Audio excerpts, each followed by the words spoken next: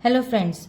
Now to solve this equation, we follow the BODMAS rule. BODMAS rule says first we solve brackets, small brackets, curly bracket, then square bracket. O stands for of, we convert into multiplication, square roots, cube roots and exponents.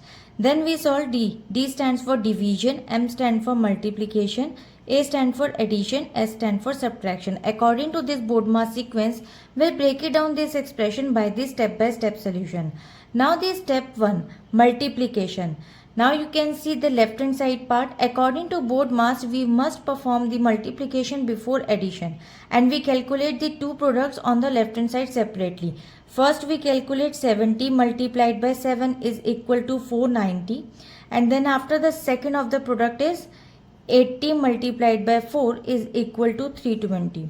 Now I can do this because multiplication has a higher priority than the addition in the order of operation. Now the second step, addition. Now we add the two results obtained from the previous step. We add the digits and then after 490 plus 320 is equal to 810.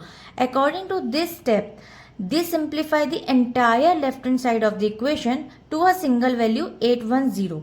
Now the third step, setting up the equation. We replace question mark with the x and translate the right hand side into the mathematical expression.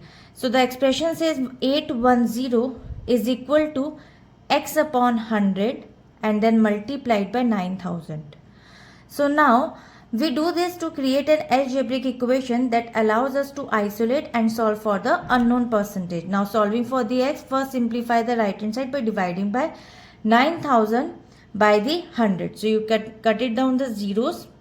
And the answer, so 810 is equal to x multiplied by 90. Now next isolate x by dividing both the side by 90. So you can transpose the values also. X equals to 810 and divided by 90. You can cut it down the values and the x equals to 9. So the final calculate value is 9. Now looking at the given options, an option is A, correct answer. And I hope it is clear. We'll meet in the next video. Bye bye.